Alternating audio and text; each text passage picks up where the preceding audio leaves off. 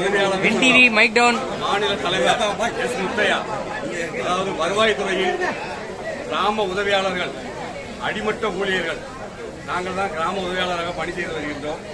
எங்களுடைய நீண்ட நாள் கோரிக்கையை நிறைவேறுவதற்காக மாண்புமிகு தமிழக முதலமைச்சர், மாண்புமிகு வருவாய்த்துறை அமைச்சர், மாண்புமிகு சிஆர் ஐயா அவர்களிடம் முறையாக மனு அளித்து 25/11/2024 தமிழ்நாட்டில் உள்ள அனைத்து வட்டத்திலும் 14/4/12/2024 தமிழகத்தில் உள்ள அனைத்து கோட்டாட்சியர் அலுவலகத்திலும் 13/12/2024 மாலை அனைத்து மாவட்ட ஆட்சியர் அலுவலகத்திலும் இன்று 7/2/2025 காலை 9 மணிக்கு இன்று உண்ணாவிரதம் பணியில் இருக்கின்றோம்.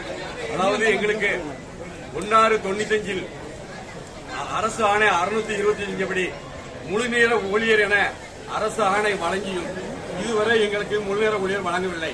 எங்களை சிறப்பு நிலை கால உறவாக வைத்திருக்கிறார்கள். இரண்டாவது, தற்சமயம் இந்த தமிழ்நாட்டை ஆளும் முத்தமிழ் அறிஞர் அவர்களுடைய வாரிசு மரியாதைக்குரிய ஸ்டாலின் ஐயா அவர்கள் ஆட்சி ஆண்டு வருகிறார்கள். அவர்களுடைய தந்தை எங்களுடைய வாரிசுகளுக்கு இயற்கை மரணம் ஏற்பட்டால் அரசு ஆணை 362 7/7/1999 ஒரு ஆணை வழங்கினார்கள். அதாவது இந்த கிராம உதவியாளர்களுடைய வாரிசுக்கு 20% கருணையில பணி வழங்க வேண்டும் என்று சொன்னார்கள். இடுவார் பிச்சை கெடுவார் கெடுப்பார் போல இன்று அந்த தந்த ஆணையை அவர் வாரிசில் வந்தவர்களே எங்களை எடுத்து விட்டார்கள். அது மிகவும் வருத்தமான ஒரு நிலையில் உள்ளது. நான் சிபிஎஸ் என்கின்ற ஒரு தொகையை எங்களுடைய ஊழியர்கள் மாதம் நாங்கள் உழைத்த சம்பளத்தில் பிடித்து வருகிறது. அந்த தொகையை எங்கள் ஆட்கள் ஓய்வு பெற்றால் அந்த தொகையை வழங்குவதில்லை. அது மிகவும் வருத்தத்தை வழங்குகிறது. இந்த அரசு உடனடியாக ஓய்வு பெற்றவர்களுக்கும் இறந்துவிட்ட ஊழியர்களுக்கும் அந்த சிபிஎஸ் தொகையை உடனடியாக வழங்க வேண்டும்.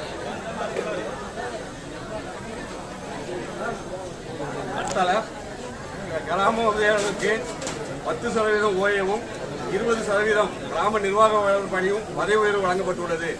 இது முன்னிலையில் இல்லாத காரணத்தால் எங்களுக்கு அதை 50% உயர்த்தி தர வேண்டும் என்ற 5 கோரிக்கைகளையும் முன்வைத்து இன்று உண்ணாவிரதம்.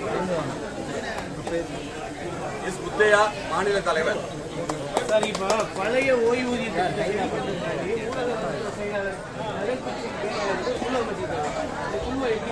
ஏற்கனவே இதுக்கு முன்னாடி ஆளுங்கட்சியா இருந்தவங்க எதிர்கட்சியா இருந்தவங்க குழு அமைச்சாங்க, ஆனா செயல்படுத்தல. அதாவது நாங்க எல்லா அரசு ஊழியர்களும் சேர்ந்து இந்த பழைய ஓய்வூதியம் வேணும் அப்படின்னு சொல்லி நாங்க கேட்டுட்டு தான் இருக்கோம். கண்டிப்பா வரீங்களா, அதுக்கு நாங்க போராட்டம் பண்ணதான் செய்யும்.